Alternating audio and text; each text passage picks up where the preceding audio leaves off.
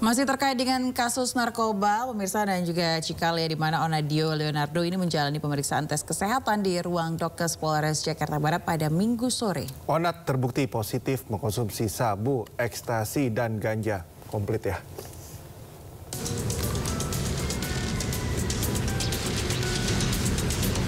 Dengan pengawalan polisi dan tangan terborgol, artis Onadio Leonardo menuju ruang Dokes Polres Jakarta Barat. Onadio menjalani serangkaian tes kesehatan yang meliputi tekanan darah, kondisi kejiwaan, dan tensi darah. Onat dinyatakan sehat dan terbukti positif mengkonsumsi sabu, ekstasi, dan ganja. Usai menjalani tes kesehatan, Onadio kembali menjalani pemeriksaan di ruang Satres Narkoba Polres Jakarta Barat. Tes cek urin sudah kita laksanakan pada hari Kamis siang di tanggal 30. Dengan hasil cek urin yang bersangkutan positif mengandung narkotika. Positifnya narkoba apa? Ya. Jenis apa? Untuk amfetamin, metafetamin, dan THC. Dalam kasus ini, polisi menangkap 3 orang, yakni Onadio Leonardo, istrinya Baby Priscilla, dan RK. Hanya Onat Leonardo dan RK yang positif narkoba, sedangkan Baby Priscilla dipulangkan karena tak terbukti menggunakan narkoba. Dari Jakarta, Miftah Nurgani, iNews melaporkan. Ya, jadi tadi seperti yang Cikal katakan, paket lengkap. Ya. Kalau ganja, ekstasi, apa satu lagi ya? Sabu ya. Pokoknya itulah ya, barang-barang haram semua ya. Dia apa? Penyanyi ya? I'm not sure. Gak kenal. Ya pokoknya dunia artis kan banyak dikasih stempel ini dekat dengan narkoba. Tapi ya banyak juga sebetulnya selebriti, ya dalam dunia selebriti sekarang selebgram juga selebriti gitu ya. Oh gitu ya? Karena saya juga agak bingung karena gitu. Karena kan selebgram, selebriti, gitu. Instagram gitu ya. Tapi seharusnya... tapi kalau dilihat lagi semua orang sekarang udah banget jadi influencer, jadi selebgram gitu ya. Iya, tapi apapun itu sebetulnya kalau berprestasi nggak melulu juga gitu kan, harus tergantung dengan narkoba. Betul. Kita juga bisa berprestasi gitu loh tanpa harus tergantung dengan hal-hal yang seperti itu, kan merugikan diri sendiri. Kan? Apalagi merugikan orang lain. Betul bijak sekali. Saya. Dan juga merugikan anak kita. Ya, pokoknya generasi kita. Pokoknya hindari ya. Oke, kita ke informasi selanjutnya. Pemirsa, ratusan rumah terendam banjir akibat tanggul Sungai Cikarang di Kabupaten Bekasi, Jawa Barat jebol. Ya, sementara di Mamuju, pemirsa, ratusan rumah warga terendam banjir akibat meluapnya Sungai Kali Mamuju.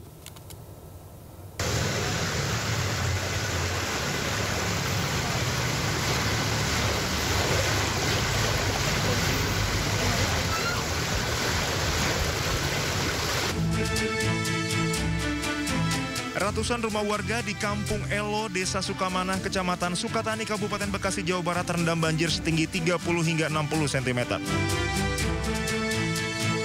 Banjir yang merendam ratusan rumah warga ini disebabkan tanggul Sungai Cikarang jebol. Selain itu, sebagian tembok rumah warga rusak akibat terjangan air. Sejumlah warga yang terdampak banjir memilih bertahan di rumah masing-masing untuk mengamankan barang-barang mereka.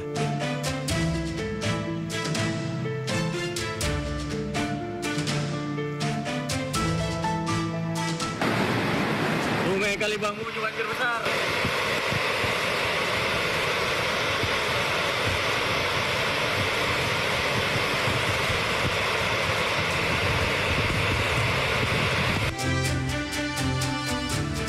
Sementara akibat hujan deras yang mengguyur sejak pagi, Sungai Kali Mamuju meluap dan merendam ratusan rumah warga di Kelurahan Mamuju, Kecamatan Mamuju, Sulawesi Barat.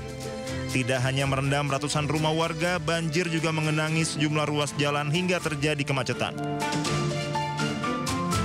Puluhan personil BPBD dan aparat kepolisian diterjunkan ke lokasi membantu proses evakuasi warga yang terdampak banjir. Air tiba-tiba meluap. Ini banjir kiriman dari kayak pergerakan sekitar 300-400 rumah terbakar. Pertama kali kami melakukan evakuasi dari BTN sana tadi, kemudian sini juga ada yang dievakuasi.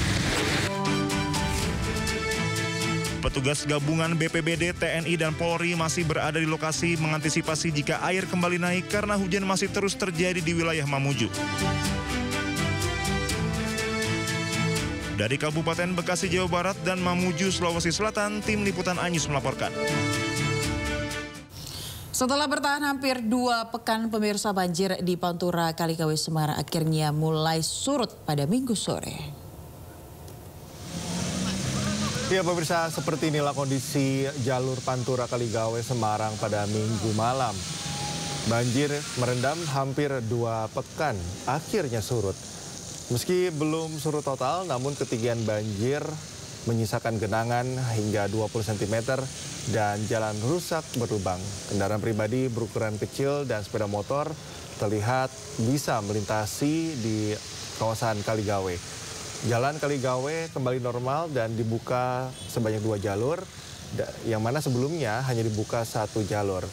Selain karena curah hujan yang mulai berkurang di Bandung pada minggu lalu, surutnya banjir, maksud kami dibandingkan minggu lalu, surutnya banjir Pantura juga karena operasional pompa di sekitar Kaligawe yang kembali bekerja normal.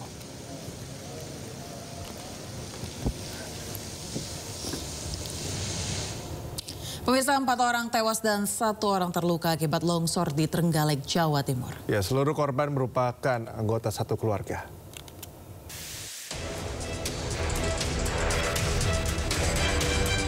Tim SAR gabungan mengevakuasi korban longsor di Desa Depok, Kecamatan Bendungan, Kabupaten Trenggalek, Jawa Timur. Korban berada dalam satu rumah dan tertimbun material longsor. Menurut Koordinator Pos Basarnas Trenggalek, Bayu Prasetyo, 4 korban ditemukan tewas, 1 orang selamat dan mengalami luka. Untuk yang selamat diketemukan ada di belakang, ada di ruang tamu. Itu di belakang ruang tamu itu ada seperti kamar seperti itu, diketemukan di sisi kamar belakang ruang tamu. Mengalami luka? Mengalami luka saja. Ini masih satu keluarga? Satu keluarga. 4 korban tewas yakni Sarip 55 tahun, Welas 53 tahun, Fajar Puji Wibowo 19 tahun, dan Rohman 15 tahun. Setelah seluruh korban dievakuasi, Basarnas resmi menghentikan operasi pencarian. Dari Trenggalek, Jawa Timur, Anang Agus Faisal, iNews melaporkan. Ya pemirsa, angin puting beliung menerjang permukiman di lereng Gunung Sindoro di Kabupaten Temanggung, Jawa Tengah. Akibatnya pemirsa, belasan rumah warga di Kecamatan Ngadirejo porak-poranda.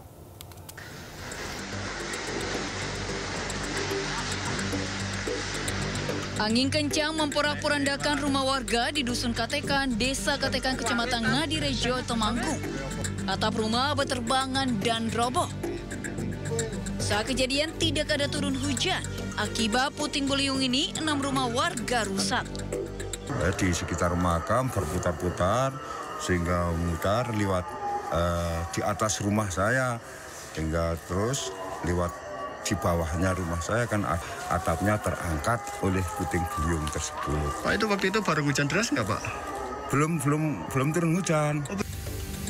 Angin kencang juga terjadi di Desa Jelegong dan Giripurno. Berdasarkan data sementara, total 16 rumah warga rusak parah di 2 desa. Selain itu, angin kencang juga merusak fasilitas umum SMP 1 Bansari, menimpa sebuah mobil dan merobohkan baliho desa. Dari Temanggung, Jawa Tengah, Didik Dono Hartono, iNews melaporkan. Badan Klimatologi dan Geofisika mengeluarkan peringatan dini potensi hujan sedang hingga lebat terjadi sepekan ke depan. Diprediksi puncak musim hujan terjadi di awal November tahun ini hingga Februari 2026. Jadi ini sesuai dengan prediksi sebelumnya yang disampaikan BMKG di bulan bulan September, Oktober yang lalu, ya.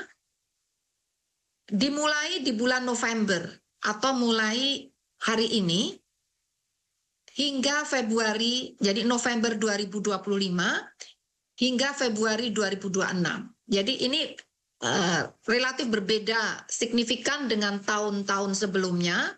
Puncak musim hujan itu biasanya tidak sepanjang ini ya. Jadi biasanya Desember, Januari atau Januari, Februari.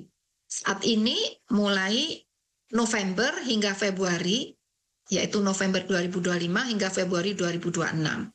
Dengan pola umum pergerakan dari arah barat ke timur. Artinya terjadinya puncak musim hujan itu tidak serempak. Di bulan November puncak musim hujan ini diawali untuk wilayah Indonesia bagian barat itu November-Desember, dan berkembang selanjutnya Indonesia Tengah hingga Timur itu di bulan Januari-Februari.